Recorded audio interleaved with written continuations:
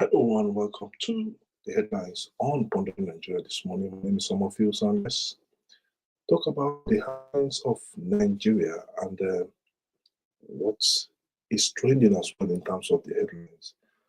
A lot is always happening in Nigeria, a lot of left, right, center, but we are in a country where um, news always come and go, different kind of news always come and go, and we have to talk about it. We have to speak about it, and then we have to analyze it and look at it in the Nigerian perspective. So if you just joined us this morning, please kindly subscribe to Pondering Nigeria, hit the notification bell, hit the like button as we unpack the line this morning. Wike, Umahi, others head to London to unveil Tinubu's achievement. Wike, Umahi, others takes Tinubu's achievement to London. What are the achievements? So far, so good. If you have out there that you know about, just type in what he has achieved in the chat box and talk about it. And if you feel that he hasn't really achieved anything, so also type it in as we continue to unpack the headlines more on Pondering Nigeria. Thank you so much for those that have subscribed to our channel, the old subscribers, and for those that are viewing us, the old viewers as well. And for people that are coming in this morning, please also hit the notification bell, hit the like button, and let's continue to talk. So, what's our Tinubu's achievement, guys? I think we need to talk about it this morning, because if these guys are going internationally to unveil this achievement, we that are here we that are in Nigeria locally, though I'm also based outside Nigeria. So, but we that are here locally, what we that are in Nigeria locally, what are his achievements? What is the achievement of the Tinubu administration 2 years on now? 2 years on, or more than 2 years on? What are the achievements? Or by 29 to 2 years on? I looked at the so-called Tinubu achievements. Economically, I don't think there are any achievements the current government have made so far so good. I don't think so. I don't think there are any achievements the current government have made so far so good. We've not really turned off what they should have been doing in terms of their achievement. I've not seen anything. If you have seen anything, let me know. In terms of human capacity, I've also not seen anything. Nigerians are still jobless. Nigerians are still fighting unemployment. Finding it very difficult to eat every day. It's hard to eat this climate. So, is there anything with regards to human capacity? The job index out there, or the joblessness index out there, is so high. It's so high that we have to look at ourselves and say, okay, what are the Bureau of Statistics doing with regard to those statistics that are out there in terms of joblessness and people without job out there? It's so high. Employment is high in Nigeria. Let's tell ourselves the truth. Many of us will share that distance, but let me just because he is going to his midterm now by 29th of November. I mean, of May. That will be his midterm, 2 years on. Let's see what has he achieved. If you're telling me he has achieved a lot, let's see what he has achieved. Okay, I looked at it and said that maybe he has something I myself am not seeing. But let's look at this week in Minister of Federal Republic of Federal Capital Territory, David Umahi, and other ministers are heading to the international press conference in the United Kingdom, where they will present their ministerial achievements. They cannot present it, and they need to present them for us here. Now, London, they won't go present them. I don't know whether the people from London, whether they provide the money and the in terms of tax and everything. But we go. What could they talk? Bode Adeyemi, the project internal coordinator of President Tinubu's midterm legacy projects review committee made this known on Tuesday while speaking at the press conference. Okay, so I really talk. Now, according to him, the Minister of Interior, Olubunmi Tunji Ojo, the Chief Executive of the Nigerian Upstream Petroleum Commission, and some other people like that, who did for this thing there. Chairman of several, many of them, not just Wike and other people, many of them they go London. On our own, they go London. So many of them they go down London, go unveil what they don't achieve. Many of them, but they don't feel unveil for here. We see them for local for here. They don't feel unveil. We see what they don't achieve. I think it's a shame though. Okay. President Bola Tinubu's government has made unprecedented achievement under 24 months, it's 2 years, close to 24 of the administration, despite all the distractions and the global economic situation. And we say make him become president. He knew what he was going to face when he became president, because Nigeria was under his party. Nigeria wasn't really going anywhere. We have a painstaking details to record of all major achievements of the administration and confirm very well, meaning Nigerians and the international community should be proud of. So what are those achievements? Because we are never going to see any achievement. They don't talk any achievement. They talk about it. So what do you think is President Tinubu's achievement? Okay. The last time I was in Nigeria, I visited the FCT. That was where I was before I left Nigeria. But I was in the FCT. Yes, there were major changes, but those were projects that were already there, and they were not completed under the Tinubu, under the President Buhari administration. Yes, it's good. Yes, some Wike did some of them. That is Abuja, But let's look at the global, because the federal achievement is so small. It's a microcosm of what you expect. You have governors under you. What are the achievements of those governors? What have they achieved? What are their achievements? Look at the states. Apart from Lagos State, even the Lagos State you're talking about, the IGR they have, internal generated revenue.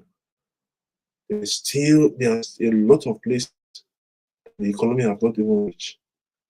Look at the northern states. Look at the south state. Look at the southeast state. What governors achieved under the president? And during this so-called midterm, Nigeria is not, the Tinubus government is not echoing out development, but rather echoing out defections from one party to the other. Because this is where we find ourselves with this government. They are echoing out defections from one party to the other. We're a little bit experiencing downtime in internet here, so please, if you're not seeing what we are doing clearly or hearing what we are doing clearly, please just bear with us or make a few adjustments. But this is where we find ourselves. Let's continue. This is where we find ourselves echoing out defections from one party to the other. People moving to APC. We are not hearing about the government have opened up educational centers to try to help young people in human capacity. We don't hear of that. All that we are hearing of is politicians jumping from one ship to the other. I think it's so sad. And now these guys are taking their achievement, their own achievement, internationally. But then come out here and tell us what they have achieved. Yes, they had a ministerial conference recently, or was it a ministerial recently? But that is not it. That is not it. Look at where we are as a country. Look at where we want to go. I want to say that, but that is not it. Can you react to this story, if you have more to say about it, I'll bring up read your message on the screen. Please kindly react. I just need three persons to react. If you think this story is worth a while for us to talk about, I think we can expatiate more on it. But ministers going to London for what? On taxpayer money? It's the people that have the problem, are they in London? Are they in London? The Nigerians in the UK, how would this affect them? How will it affect them? Because we don't even do voting outside. People, they don't even vote. They have to come into Nigeria and vote. So how does this affect them? Maybe they want to apply for another IMF loan again, which we'll talk about. Let's move on. Next up, mass Jamb failure. Stakeholders to review 2025 results. These are the things we're talking about. People are going to London to unveil achievement. Whereas in this country, we know that educationally we are nowhere close to what we are supposed to be. When was the last time we heard about educational achievement in Nigeria? Last time. When was the last time we heard about that? Educational achievement. When was the last time? Now, I think this news is good. If you're a parent listening to me, if you are somebody in school listening to me this morning, I think it's good to listen to this story very well.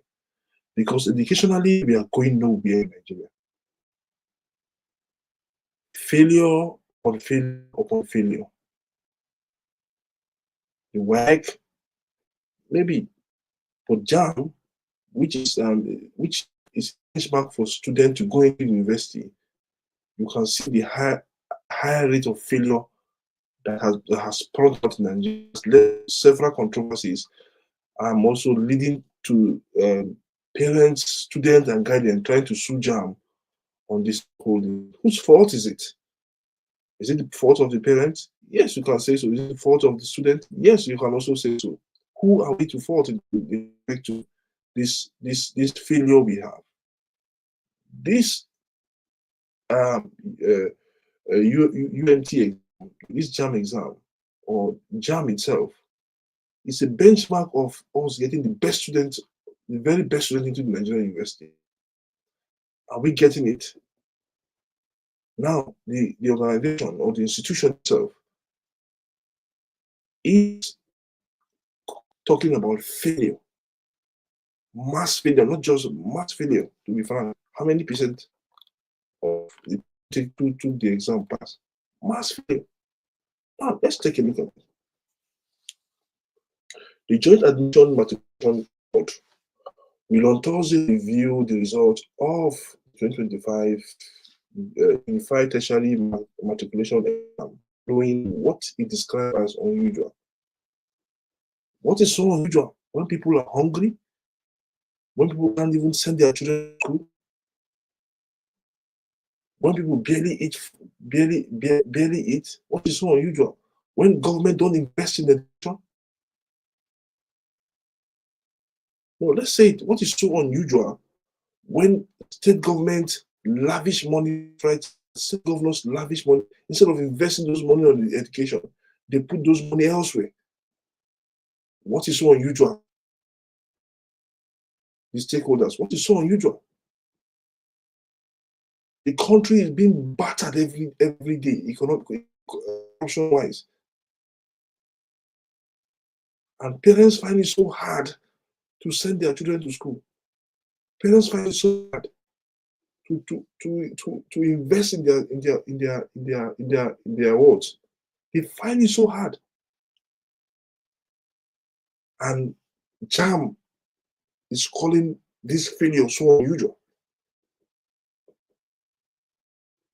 What is the educational index state by state with respect to Jamb, with respect to Wike, with respect to how the people, the students of those states in Nigeria have improved in mathematics, in English, in physics, chemistry, in biology, in history, in commerce.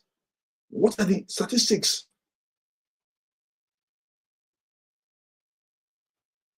None.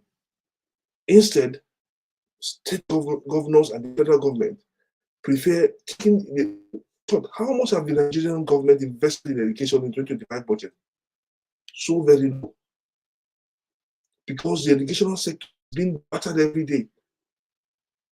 The educational sector that's supposed to be the brain of our development is being battered every day, every day. And they want to sit down and talk about what? Let's move on. We can come from that area. Parents, what is what I'm saying is that invest on your child. Look for means to invest on your word. Not waiting for this government. They won't do anything with respect to education. The budget allocated for education, for the educational department, will continue to go down. That budget will continue to go down.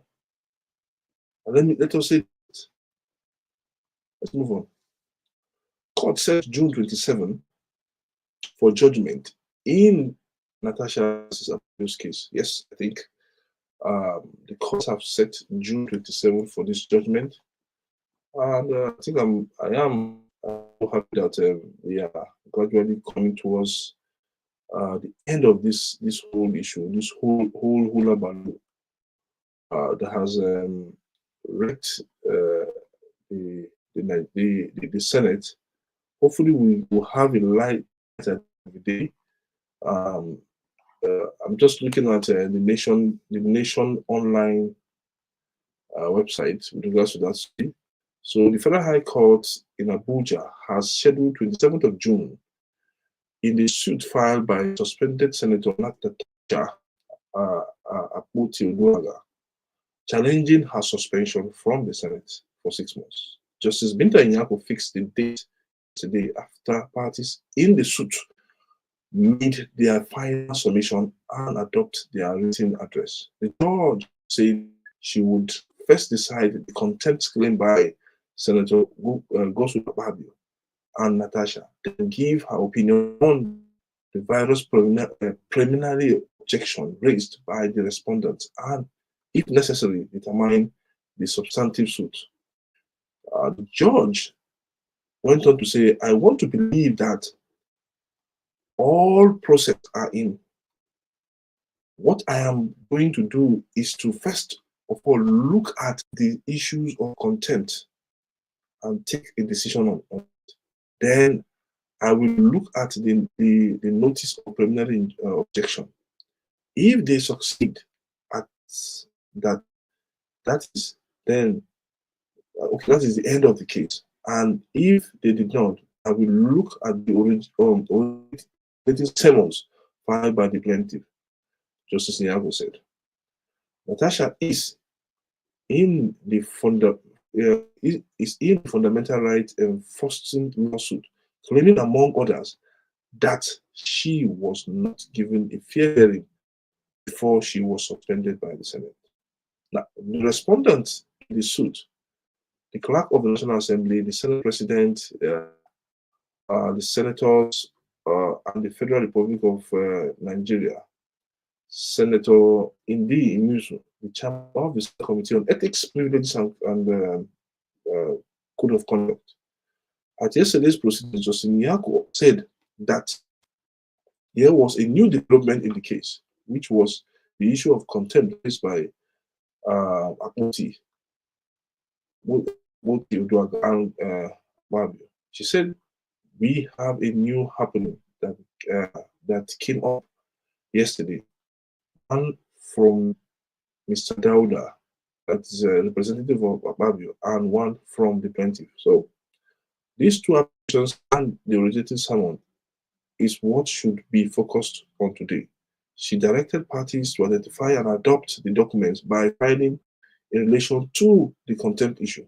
Natasha's lawyer, Michael Numa, SCN, who identified what he filed, said that his client's application sought the court disciplinary action against the defendant for the alleged Contentious Act.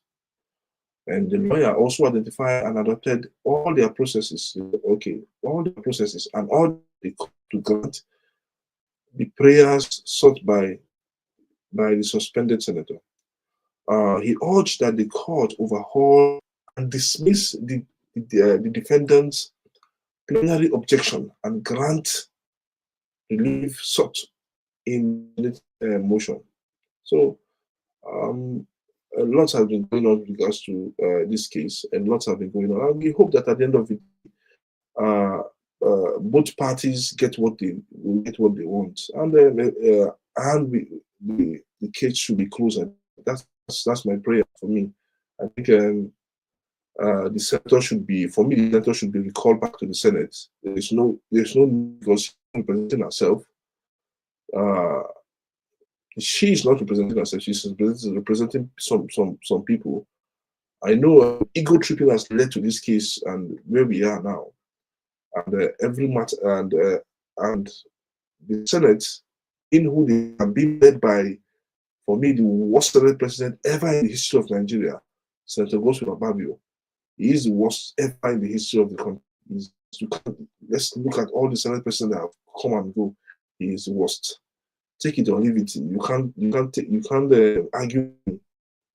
So gullible, so he has big mouth. I think he invests more in his mouth in talking, saying trash, matters that are not supposed to be discussed in the Senate to be discussed.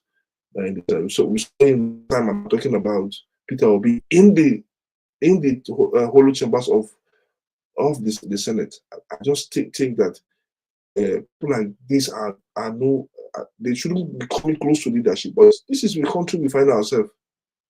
This is the country we find ourselves. Let's move on. Finally, to our last story. Farah and co, as I said, the CSOs, demand probe into Nigeria's 3.4 billion IMF loan.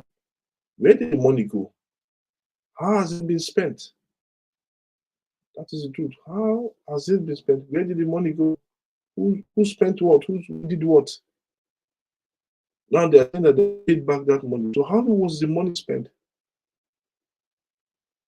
So speaking at the press conference in Lagos, Farah decried the government's persistent failure to publicly account for the loan, despite several Freedom Information FIO requests and growing public concern. And according to Farah, Nigeria is yet to release a comprehensive report showing how the IMF backed emergency funds were allocated. There is zero transparency, according to Farana, zero transparency. The government must tell Nigerians how this loan was spent, line by line, Farana stated. And it's true. You collect loan, and there is no accountability of how this money was spent. No single accountability on how the money was spent. And to what avail? To what is this money being? How was this money spent? The government will not come and tell you. They just go in, collect 4 billion, and spend it, blah, blah, blah. Because most of the money are going to payment of salaries and going into lavishment of these senators, these politicians. They lavish all this money. Once this money just they discuss it for payment of salary, and that is it. So how is the money being spent? And those are questions the SCN is asking this morning. Okay. Now, say most of these funds were for COVID-19 and blah blah blah blah. This, but how was the money being spent?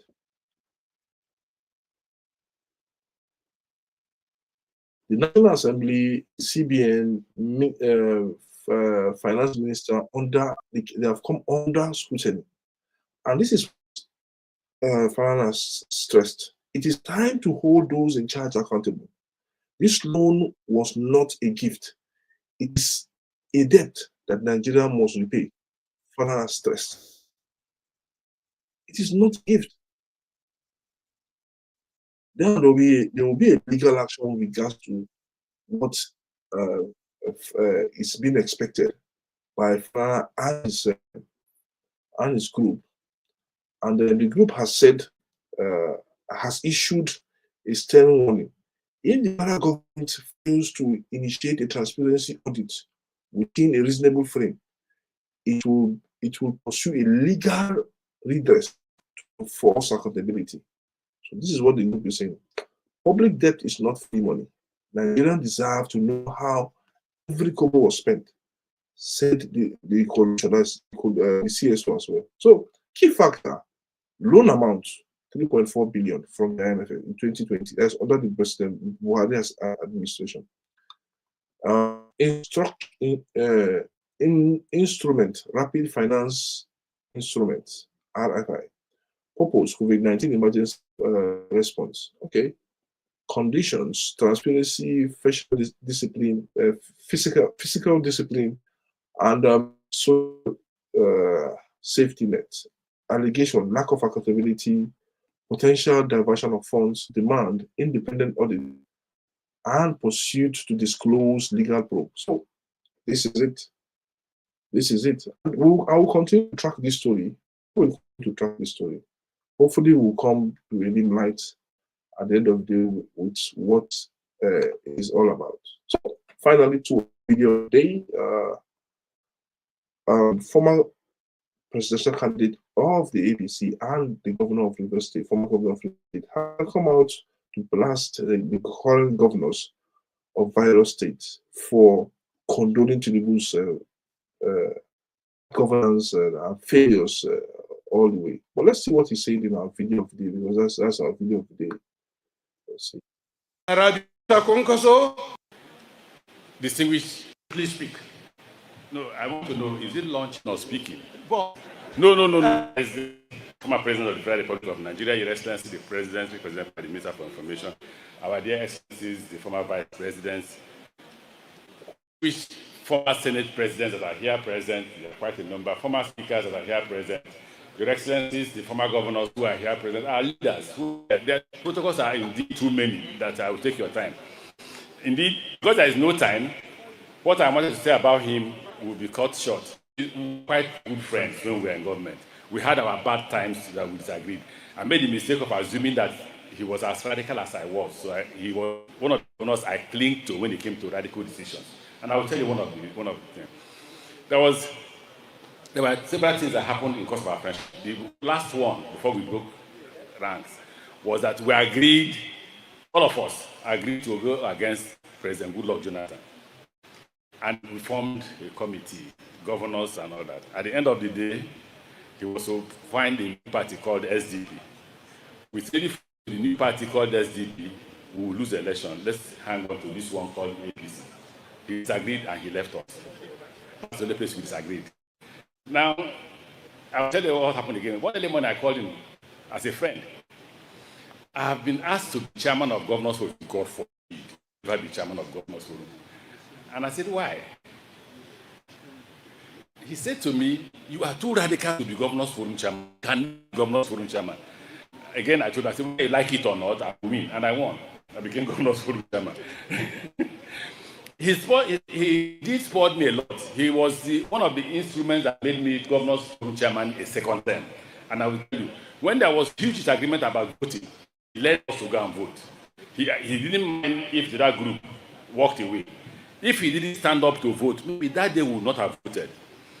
Once he stood up to vote, the rest of us went ahead and voted. And the other people, led by Ababi, also joined to vote. At the end of the day, to their surprise, I won and Governors Forum chairman a second time. The final one I will tell you, I visited him in his state. He asked me to come and commission projects, so I came. The school of about. And I repeat, I am here to see if any governor has surpassed your achievement in Jigawa. I told you in private, and I have told my friends from Jigawa, maybe they will surpass you in future. For now, I doubt if any. So we went to commission project. I was scared of Boko Haram. And then I had a good security outfit in Rivers State. So I told them I'm going to Jigawa. They moved in an APC to Jigawa. They moved in 2 white men to Jigawa. They moved in some vehicles with security outfits, everything. You're coming to Jigawa with this. Are you a president? I'm calling President Goodluck Jonathan to report you that you want to be president of Nigeria. And look, don't report me to the president. I'm just scared that they will finish us here. He said, nobody will. I said, I doubt you. This man took me in a crowd of 1,000 persons, and we were walking. And I said to God, this man wants to kill me. Supposing there's a Boko Haram person here with a bomb that wants to kill all of us, these are his people. At the end of the day, we commissioned the School of Nursing. The only thing I enjoyed that day was I was able to sleep in a quiet place in your guest house. And if I said I didn't enjoy it, and the rest, I visited more than 3-4 times whenever he said me. I thank you for that. I thank you for the fact that you spoiled a lot of my decisions as Governors Forum Chairman. Because yes, you are radical. You thought you were not radical anywhere. But we discussed Nigeria in detail, and we thought we could move forward as a country. I asked you this morning, what is going on currently now in Nigerian politics? Could it have happened when we were governor? The answer is no. And you said no. We will confront the government, confront the president. You know that. That's how radical we were. That's how our Governors Forum was. That's how determined we were to change things. I don't have to forget that. I wish you the best. I will make my contribution to you privately as two radicals. I shall announce it. No, they will think I have money. Thank you very much, Honorable Minister. This video is from Symphony. And thank you so much for that video, this edition. So, Amechi, the former governor of Rivers State and the former transportation as well, under President Buhari, speaking of his relationship with Jamb and how they could have, if they're during their time as governors, they comforted the president, they comforted people in government with regards to what was happening. But this is a different scenario now we find ourselves. We have governors that are just for themselves. We have people that are also just for themselves. You see how the Senate is being run. You see how the House of Assembly is being run. I mean, how the House of Representatives is being run. I've seen it. All of them bending the knee to the president. When the president asks for something, they don't look at it very well. They don't scrutinize it. They just say yes to what the president says, especially the so-called lousy Senate president we have currently, Senator Gospel Akabi, which I discussed as the worst Senate president ever in the history of the country. We know what has transpired in the country with regards to a whole lot of things. But this is where we are, and this is where we find ourselves. So we will continue to speak, continue to talk, continue to say things that will resonate positively to the Nigerian people. This platform, it's a platform to come and talk about Nigeria, to come and ponder Nigeria, to come and see if Nigeria will be a better country. We'll continue to talk about it. So we'll continue to need your support, continue to make this small community grow with your help, and hopefully we'll get there. I'm sure with your help we'll get there. We'll get there. We will grow together. We'll see if we could help keep talking about the fundamentals of how development should be into the country, the fundamentals of how corruption is being fought. That is what we'll be talking about. We'll continue to talk about. Because if things are not talked about, then Nigeria will continue to be like a baby that is just there and doesn't want to move, doesn't want to crawl, doesn't want to walk, doesn't want to run. So those are the things I believe that our country should be focused on. Our country needs to stand up and walk and run to where other countries are going in the positive direction. Thank you this morning for being part of the show. Thank you for being a constant viewers of the video. For those that have subscribed, thank you so much. For those that will come to subscribe and like the video as well, I say also thank you so much. I'll see you tomorrow with an exciting headlines. And with me and my crew, I say goodbye today.